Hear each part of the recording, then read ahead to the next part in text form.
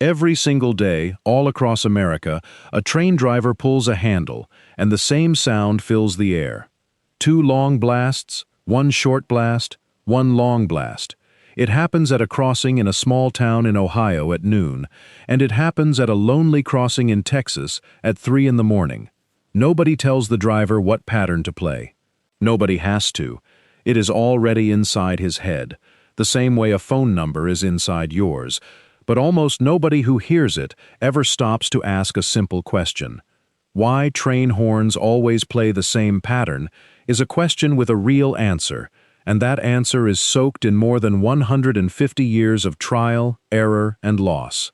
The story does not start with a horn at all. It starts with silence.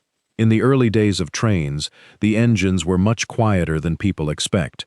From far away, a moving train made almost no sound. A farmer walking his cart across a dirt road might not hear anything until the engine was already close enough to hit him. In the early 1800s, in the English countryside, this exact thing happened. A cart loaded with food was crossing the tracks when a train came through and struck it. Nobody died that day, but the accident scared the men who ran the railway. They knew that sooner or later someone would not be as lucky as that farmer. The men in charge of the railway went looking for a way to warn people. A driver had tried blowing a small mouth horn before the crash, but it was too weak and too quiet to carry across open fields. So the railway builders asked an instrument maker to build something new, something powerful enough to be heard from far away. The maker built a tall metal horn, shaped a little like a trumpet, and connected it to the train's steam system. When steam rushed through it, the horn let out a sound that could travel across miles of open land.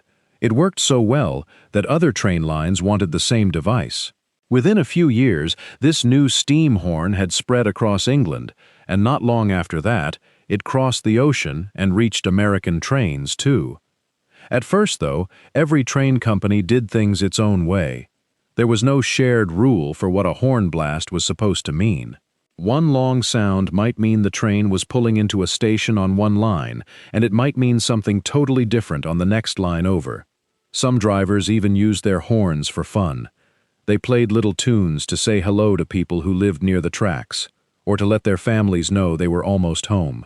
One of the most famous of these drivers worked on a railway line running through the American South in the late 1800s.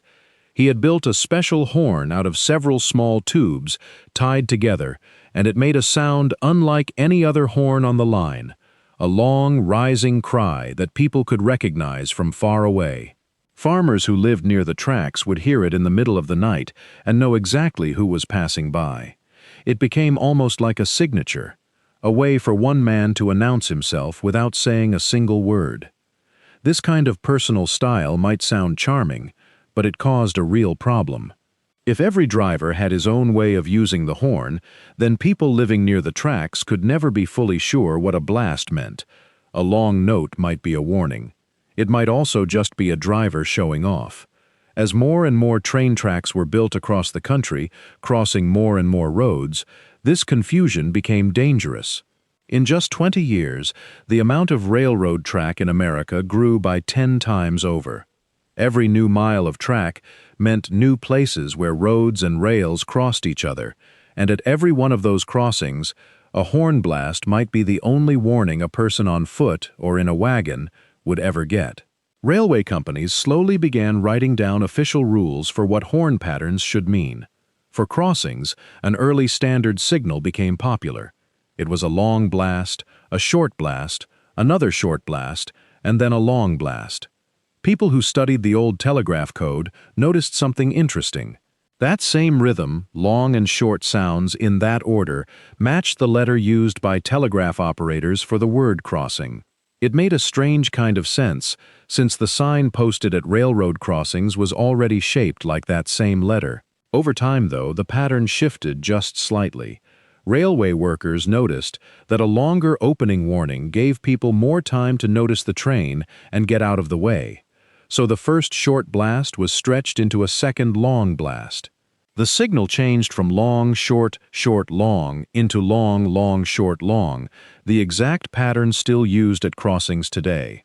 By the late 1930s, The group in charge of setting rules for American railroads had made this new four-blast pattern official across the entire country. Here is where the story takes a strange little turn.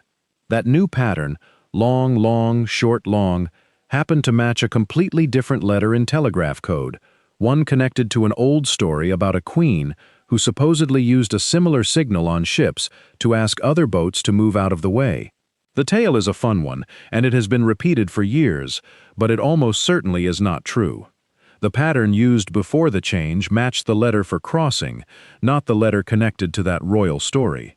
The match only happened by accident, after the short blast turned into a long one for purely practical reasons. With only two kinds of sound to work with, long and short, in a signal made of four blasts, it was bound to line up with some letter or another sooner or later. It was simple math, not royal history. But whether or not the story about a queen was true, the pattern itself worked, and it worked so well that it became part of railroad culture everywhere. Every driver learned it. Every person who worked near the tracks expected it. And people who lived close enough to hear trains pass by, night after night, could recognize that exact rhythm even in their sleep. What changed over time was not the pattern, but the machine making the sound. As steam engines were slowly replaced by diesel engines in the 1930s and 40s, the old steam horns could no longer be used, since they needed steam pressure to work. Engineers had to build a brand new kind of horn, one powered by pressed air instead of steam. In the early 1950s, a Canadian engineer designed a new style of horn using a clever double part inside that could create a rich, deep sound. He shaped the sound on purpose to remind people of the old steam horns, since he did not want that classic sound to disappear. A couple of decades later, another engineer working for a passenger train company took that same basic design and tuned it into something brighter and more musical. This new horn became extremely popular, and by the end of the 1980s, it was the most common train horn used across the entire country. It could produce a sound loud enough to be compared to a chainsaw running close by, and on a quiet night, that sound could travel well over a mile. The horn itself had completely changed, built from new materials with new engineering, but drivers kept playing the exact same four-blast rhythm they had always used. Long, long, short, long. By the final years of the 20th century, though, not everyone wanted to hear that sound anymore. People living near busy train lines complained about being woken up in the middle of the night, over and over again, every single time a train rolled through. In the early 1980s, one state passed a law letting local towns turn off nighttime horn blasts at crossings that already had gates and flashing lights. The idea sounded reasonable. If lights were already flashing and gates were already down, why did the horn need to blast too?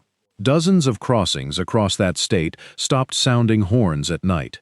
Then people started dying. Government safety officials studied what happened at those quiet crossings before and after the horns were turned off. The numbers were shocking. Nighttime accidents at crossings without horns had nearly tripled. Meanwhile, daytime accidents at those same crossings, where the horn was still being used, barely changed at all.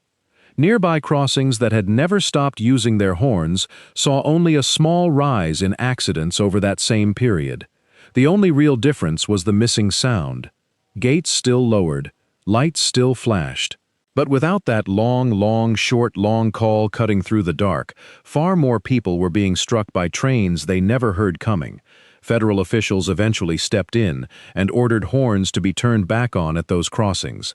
Almost immediately, nighttime accidents dropped back down to what they had been before the ban. That single experiment, painful as it was, proved something that railroad workers had believed for more than 100 years. The sound itself was not just noise, it was protection. That discovery led to a much bigger nationwide study, and it told the same story on a larger scale. Crossings across dozens of states that had quietly turned off their horns saw far more crashes, injuries, and deaths than similar crossings that kept the horn running. Lawmakers eventually ordered a single national rule for every train crossing in the country, one that would end years of confusion and set the same standard everywhere. That rule, finalized in the middle of the 2000s, locked in the pattern for good. 2 long blasts, 1 short blast, 1 long blast, sounded starting no more than a quarter mile before the crossing, no matter the time of day or the weather outside. The exact length of each blast was left up to the driver, which is why the sound still feels slightly different from train to train, even though the pattern itself never changes. Some drivers play it quickly, others let it stretch out, almost like a song. But the shape of the signal is always the same, because that shape has already been tested against real accidents and real lives, and it won every single time. To help drivers know exactly when to begin, small marked posts stand beside the tracks a short distance before almost every public crossing in the country. The moment a train passes one of these posts, the driver begins the familiar call. On a long shift, a single driver might pass dozens of these posts, playing the exact same rhythm again and again, whether it is the very first crossing of the morning or the 50th crossing of the night. Some communities have since found a middle path, spending large amounts of money to add extra safety equipment at their crossings so that horns do not need to sound routinely there anymore. But even in those quiet stretches, if a person or an animal is seen near the tracks, the horn can still be sounded at any moment. The quiet zones silence the routine call, not the horn's ability to warn in an emergency. Even today, the people who write railroad safety rules keep looking for small ways to improve the system without weakening it. Officials have recently studied whether trains that are already stopped very close to a crossing really need to play the full 4-blast pattern before creeping forward at walking speed, or whether a single short blast might be enough in that one narrow situation. It is a small question compared to everything that came before it, but it shows that this old sound is still being watched closely, still being tested, still being treated as something far more important than background noise. Nobody wants to change the pattern people rely on without being completely sure the change is safe, and after everything the pattern has already proven, that kind of caution makes sense. It is worth remembering that none of this was ever really about noise. It was about the gap between a driver who can see a crossing clearly from the front of a train and a person standing at that same crossing who cannot see or hear a train coming until it is far too close. The horn exists to close that gap, to turn something invisible and silent into something impossible to ignore, even from half a mile away, even through a closed car window, even for someone half asleep at 2 in the morning. Every part of the pattern, the length of each blast, the order they come in, the distance before the crossing where they must begin, was shaped by real crashes and real losses, not by guesswork. So the next time that long, short, long sound drifts through your window late at night, know that it is not random, and it is not an accident of history. It began with a farmer's wrecked cart, grew through the personal styles of drivers who wanted to leave their mark on the world, survived arguments over noise and sleep, and was finally proven, in the most painful way possible, to save lives. That is why train horns always play the same pattern, and it is a reason worth remembering the next time you hear it.